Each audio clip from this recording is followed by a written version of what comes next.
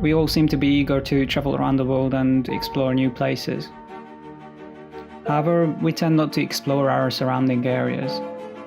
In the last couple of weeks, I started to film places in my 20-mile radius.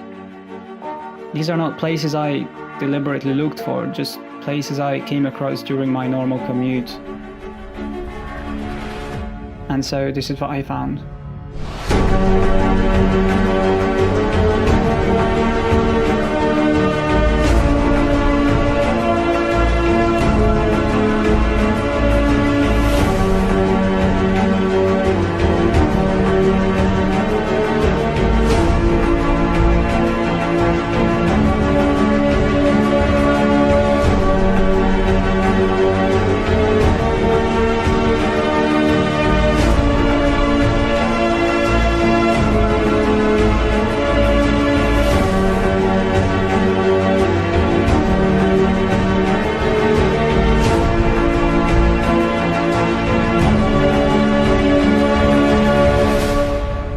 So imagine what could I find if I actually looked for places.